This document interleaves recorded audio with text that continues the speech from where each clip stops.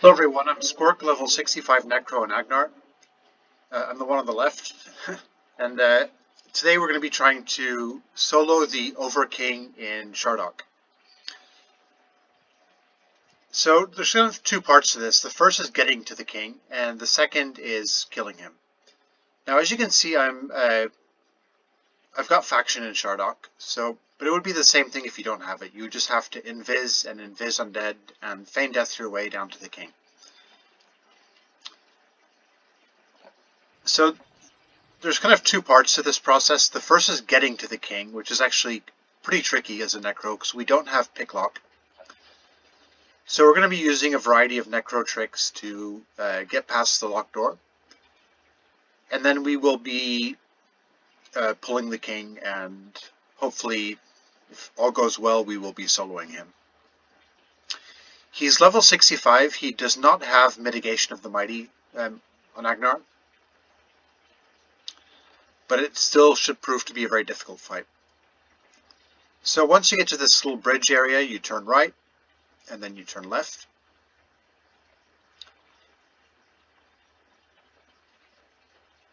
And we're going to be making our way down to the palace. And if you're running this way, this first inside bend on the left, there's these three reanimated berserkers here. Just check the middle one, because there's actually a mob here that drops this Shiden Revenant bubble, which is a nice, useful clicky. But that's not our goal for today. Okay, so we've reached the palace area. And I always forget this. There's a unresistible trap here. It doesn't hurt you, but it just makes you stuck for 10 seconds.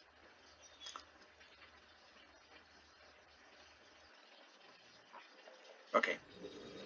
So once you get in here, we turn left, and we are about to be confronted with our first locked door, which is this one.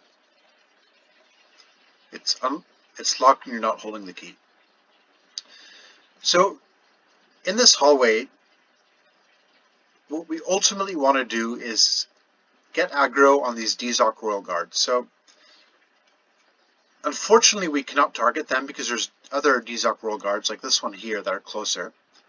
So this is going to be a two-step process. The first thing we're going to do is manually type targets and underscore Imperial. See, and we got the one here on the left. I'm kind of looking through the door. So we are going to stick our pet on him.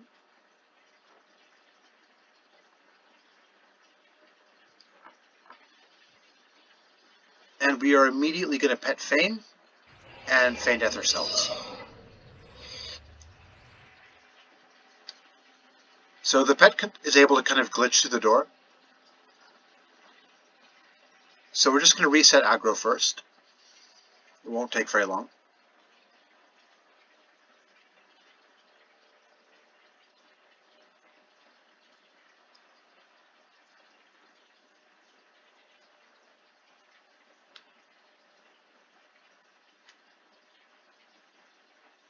Just need this one last defender to wander back to a spawn point.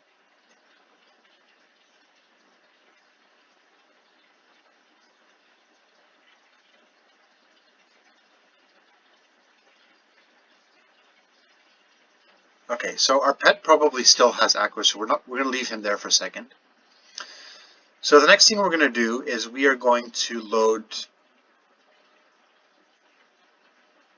what's it called again? It's called not voicegraph. What's the vision one? Sightgraft. So you target your pet, and you click Sightgraft, which will give you vision through his eyes.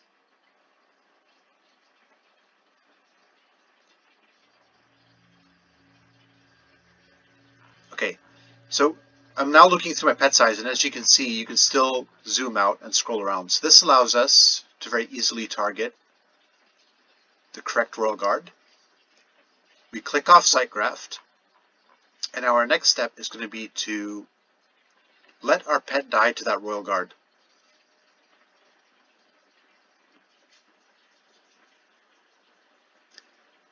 And as long as he gets below about 95%, he should immediately summon us upon the death of the pet.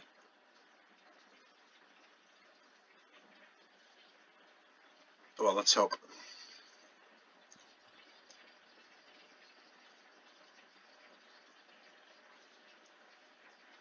Okay, he summoned us. And we're going to immediately feign death. So now we are past the locked door, which is up here. I'm just waiting for aggro to clear here. Now again, I have faction here, so it's a little bit easier for me. I just need to get up as soon as this aggro clears. But if you don't have faction and you get to this point, you will want to wait till aggro clears, get up and immediately click your Circlet of Shadow before they aggro.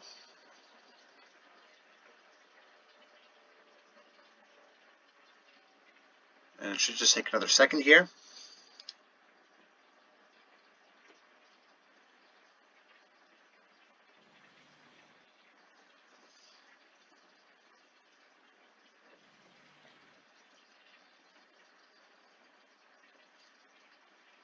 Now the reason that I clicked on this, or that I had the pet attack this Desoc Royal Guard, is because the Imperial Defenders that you get by the door are too close. So as soon as a pet dies, they'll just run up and attack you and warp through the door. Alright, we have cleared aggro. Our pet is dead, but that's okay. So we're going to be using a warrior pet for this one, so we definitely will need the pet to take some of the tanking duties.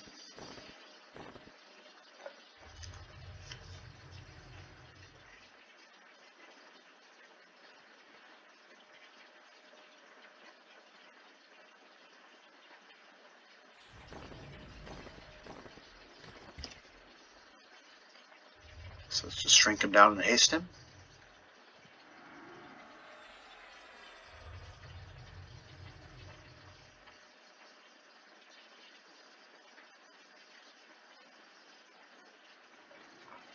Okay, so here in the library you want to go downstairs.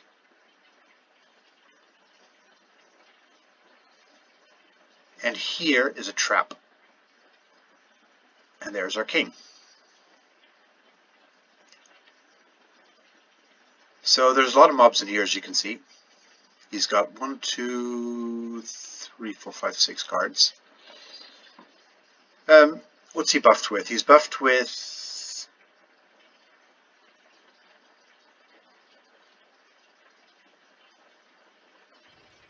nothing too major at the moment.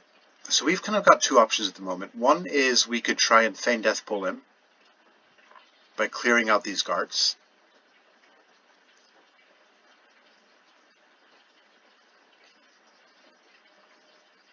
And the other is to try and zerg him down at a spot, which would be right here. Which will definitely attract the attention of these two Royal Guards. So I think what we are going to do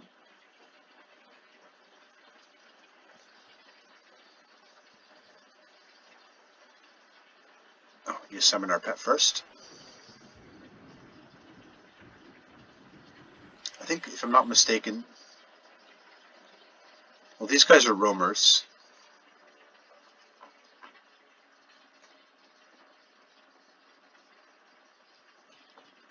Alright, we're going to have to try and get slow on him. This is a haste item that I swap in when I'm trying to slow mobs.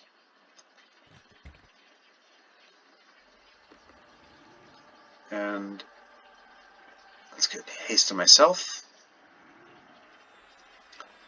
Now what I'm liking at the moment is that both of these guys are not casters, so this guy is, however. So I think when he wanders off, let's just attack the king and kind of see what happens. So I think I'll start by rooting him in place, which will only give me 2 mobs beating at me.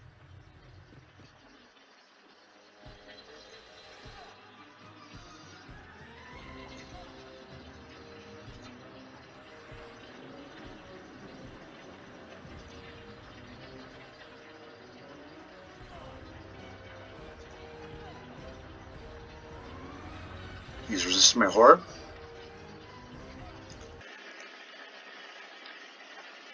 Alright, so as you can see, I'm not in Chardok anymore. That first attempt did not go well at all. I learned a couple things. First of all, if you fight the king down there, the whole entire room will aggro. So I had 9 guards or 8 guards beating on me, and they won. The other 2 things I observed is the king is very immune to magic. So for this next attempt, I've loaded 2 new spells. Insidious Retrogression, which is a disease-based direct damage plus snare.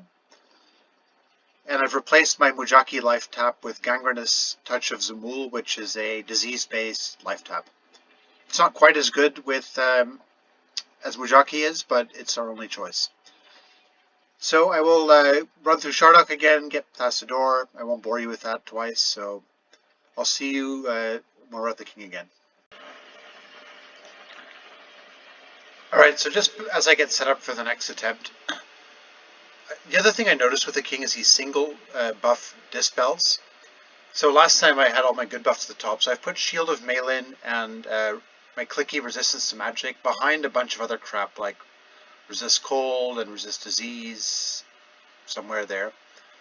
Grim Aura is another buff you can use. You also have the shielding spell, which I think I've actually forgot to cast myself. Let's see, armor class, spirit armor. Let's get this one in before we cast Malin. Here we go. Alright, so I've got a good solid 8 or 9 buffs for him to chew through before he gets to my Shield of Malin, which is my, is our only hit point buff we get. Okay, and likewise with my pet, I've put his pet haste last behind spirit armor, resist disease, and resist cold. So he's got 3 buffs, actually 4 including his DS, for the king to chew through.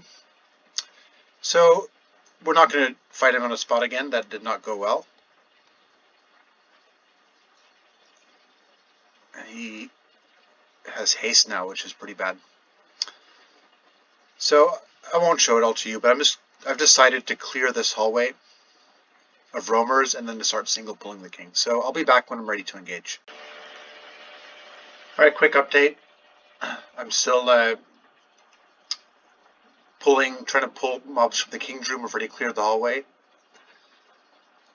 It's quite a lot of work splitting that king, but it's going to make the fight so much easier. I'm currently FD here. Okay, I'll be back once I fight the king. Alright, there's still some guards up here, but I've managed to clear a bunch of them. So I just had to AFK, and I'm worried if I don't engage the king soon I'll have repop. So we're going to be trying it again with less guards. So his haste is now in his 2nd spell slot, which means it's in range of a no magic. So that's pretty much our strategy, is to pull by dispelling his haste, sick the pet on him, and I've loaded a whole bunch of non-magic spells. As much as I would like to root him on the pull, I think it's more important to get the king dispelled immediately. Okay, so let's try this. Here we go. Casting in all magic, and about now I'm sending in the pet. And now the objective is just to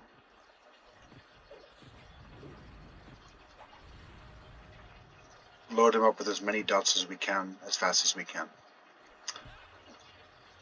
He's resisting poison.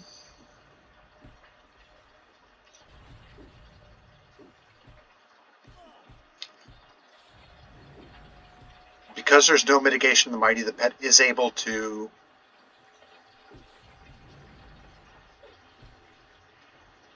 tank him.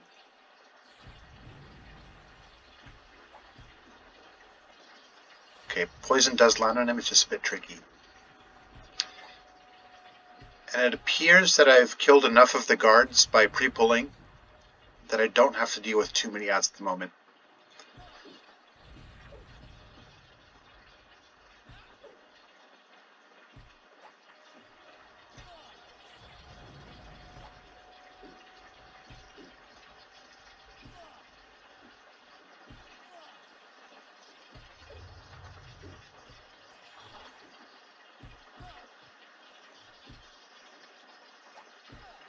Okay, my pet has lost his haste. Popping our first heal pop.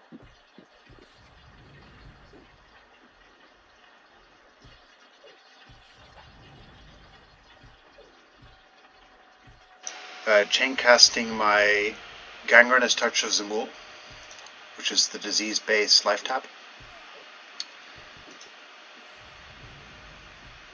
And it appears fighting him in this corner, I'll show you in a second where I am, is the correct strategy, because I've only gotten these two guards who really don't hit all that terribly hard.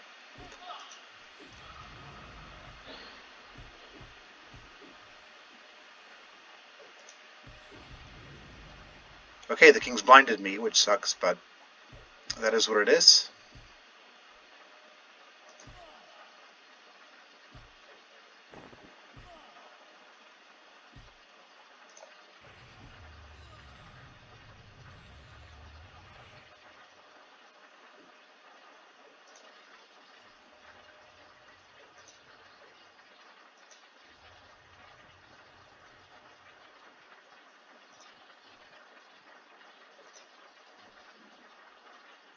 Alright, looks like this pet is going to eat it. But yeah, the king's dead. What's interesting, the faction hit for killing him is only -3. I guess he's not very well liked. Okay, well my pet died. There you have it. Overking Bathezid has been slain. Once I clear aggro on the mob, I will get up and show you a little bit where I position myself for a pretty clean pull. What did he drop?